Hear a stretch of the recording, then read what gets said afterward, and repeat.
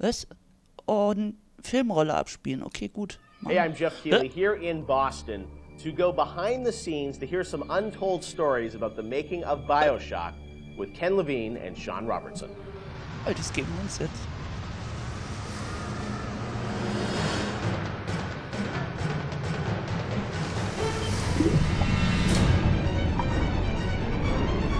Cool. Wie lang geht denn das jetzt?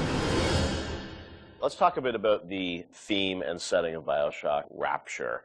I think a lot of people, when they played the game for the first time, Ken, they wondered, how did you even dream up this place? And I know you said publicly before that part of the reason you sort of, what led you to Rapture was this idea of fully simulating a place. Tell us about that sort of idea and the frustrations you had with other games where you sort of hit a bound.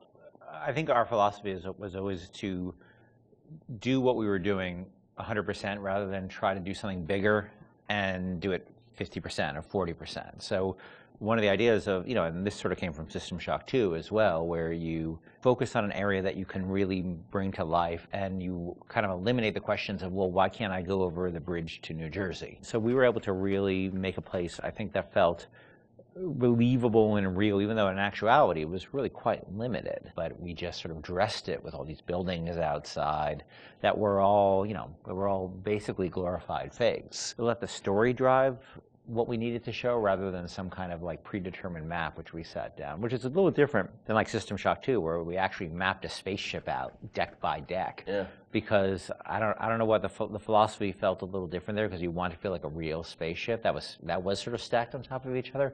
Rapture was free to sprawl across the ocean floor. Although you guys originally, John, were talking about doing this game on a sort of spaceship again, right? Yeah, when we first started talking about what the spiritual successor to System Shock 2 was going to be, Spaceship came up, but again, we wanted a limited environment, and we didn't necessarily want to do Spaceship again. And our first actual exploration of this space was underwater, but ultimately ended up looking like a spaceship. It just happened to have a couple of seaweed fronds outside. And that started to push us towards what artistic statement that we wanted to make this look different, and what rules we were going to set for the world. How at every turn we were going to try to remind the player that they were in fact underwater and that this wasn't a spaceship. And how, like, underwater, we obviously know you did underwater, then sitting in the sky, like where did you come with the idea of like doing this underwater? I think there was probably a conversation. It's like, well, what kind of places could be cut off from other places? Yeah. Like, well, spaceship, summer camp, any island notion, right? Something that's cut off from the rest of the world. Yeah. So you never felt like you should be able to go over that bridge to New Jersey. I don't want to apply some deep and meaningful conversation. I think it was one of those ideas that you just kind of say, and then everybody's, that sounds cool, let's try that. Let's go for it. And I think it lended itself to having very nice views out the window without having to build an insane amount of unique assets. Right. By today's standards, we still were a small team back then. And there's an expectation that because you're underwater, the view distances are going to be short, so you can really kind of fade out into the fog at a short distance and not have the expectation that, why can't I see forever? So there's a lot of limitations in a good way that we put on ourselves by being underwater, as opposed to, like, if you're on a cruise ship, then you'd expect to see across the water, and we'd have to deal with that. Same thing with an island. Or a city in the sky. Yeah, exactly. Which was a lot more complicated, yeah. So you came up with the idea of, let's do this underwater, let's do this sort of isolated place. Then you had to answer the question of, why would someone build this? Is that sort of how it worked, sort of order of operations? You then had to come up with a story to explain? Yeah, I think we wanted a very believable reason why they'd be there. And sort of the necessary isolation of the place sort of led to, well, what kind of person would want to do this? And I wasn't even particularly aware of the sort of political implications of what I was reading, but I've been reading, I had read The Fountainhead. Right. By Ayn Rand, and I mostly thought it was an interesting story. Like, I didn't realize that people were sort of basing their sort of political lives around it, because I wasn't that tuned in to that stuff at that point. And so, but I love the dialogue and the kind of speechifying in it, because you can see a video game character speaking with that kind of certainty and that kind of confident philosophy. it just seemed like a natural kind of thing to apply to this place. And so it just sort of all came together as a sort of who is the guy who would do this? Well, you know, that character. He was sort of this amalgamation of characters from Ayn Rand's books and Ayn Rand herself. This sort of idealistic person who says, well, the only way to do this is to separate from the rest of the world. And that led to Andrew Ryan. I am Andrew Ryan, and I'm here to ask you a question. Is a man not entitled to the sweat of his brow? No, says the man in Washington, it belongs to the poor. No, says the man in the Vatican, it belongs to God. No, says the man in Moscow, it belongs to everyone. We knew from a technical standpoint that we wanted isolation. We also knew to sell it, we needed a compelling storyline, a backstory that why would this place exist? Otherwise, how are we going to make Rapture feel like it's lived in if we don't have the reason for it to be there? So once we decided on the underwater location and then the closed off spaces, that objectivist story kind of came in and made the art stronger and made the level design stronger because we could feed back into that loop. And I think that's why we had to have sort of Andrew Ryan's pitch right at the beginning of the game. We wanted people to understand why somebody would go there. And so he makes this very personal one-to-one pitch to the gamer, but also that was the pitch he'd make to people, which was, you know, there's a place that you can be free of all these things, where you can not be sort of put upon by the government and not be afraid of nuclear war and not be afraid of all these other things that will plague you on the surface.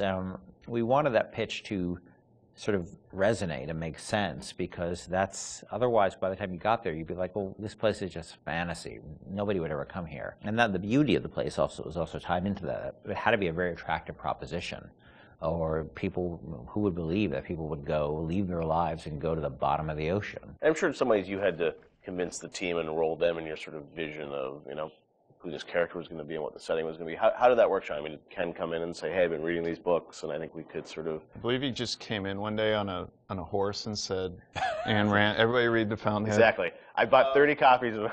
Yeah, I think, you know... Here's a 2,000-page book or something. Yeah. Go read it. And it really is more organic. You know, like I said, we knew that we had this location, and you struggle to fill it with stories, and you struggle to find meaning of why does this place exist? You know, what's my motivation? And as Ken started to explore Ayn Rand a little more and started talking to us about it, and we were having that conversation, and it's like, oh, this could totally work. Like, this is exciting. Like, this is something that really hasn't been done in a video game before. And if we had flipped it and come up with the idea first before the location, I don't think we would have really been that excited about it. But we had a location, and now we're trying to fill it with that story, and because of the order of operation there, you start to get excited, like, oh, I could totally make this work. This is going to really make it feel like a lived-in space. You know, as you think of sort of the, you know, the setting, and you think of maybe a character or something, was there a moment that you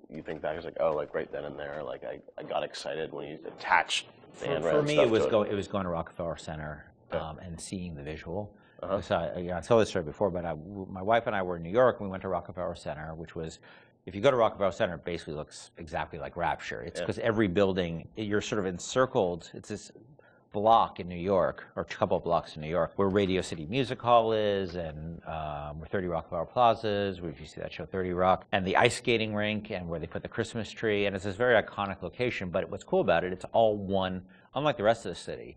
Everywhere you look, it's one architectural style. It's Art Deco, and it's very iconic Art Deco.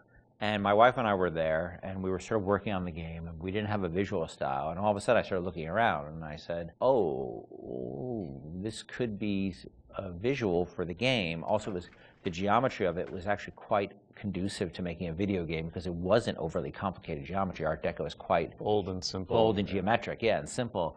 And so my wife and I bought a couple of tourist cameras before iPhone cameras, exactly. You know.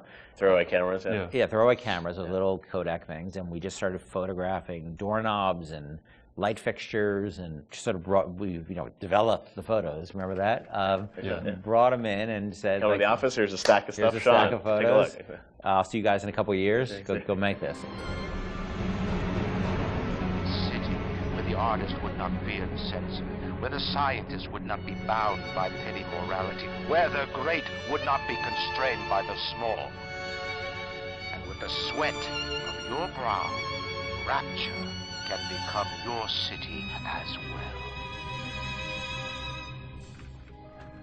So you had kind of a theme, you came up with an art style, some of the iconic characters, and then, you really had to build the narrative around it. And you've talked about, a lot of the themes in the game and, greed, jealousy, sex, violence, all the things that sort of, drive us or what destroy us. And that was something I think that, as you thought about the story of the game, you wanted to, I'm sure, reflect some of those, right? Because I think people love the characters that sort of flawed in a way, and this is a world which is its own little microcosm, but had a lot of tension inside of it. Yeah, I mean, the character of Ryan was sort of, he's basically invisible through most of the game, right? Except for a very small portion.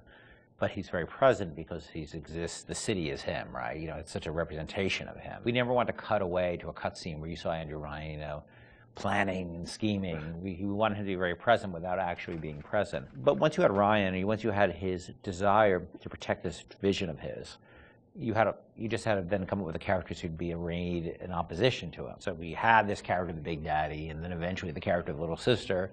And so characters like Tenenbaum came along, like, here's a person who's in opposition to him for this reason. And then you have, for more noble reasons. And then you have a character like Atlas, who's much more cynical opposition. Once we had all those characters arrayed, we're like, well, who are you?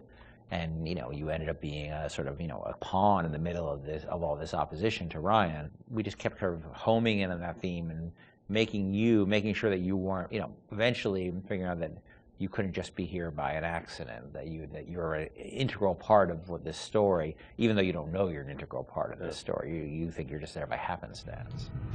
Look, Mr. Bubbles, it's an angel. I can see light coming from his belly. Wait a minute, he's still breathing. It's all right. I know he'll be an angel soon.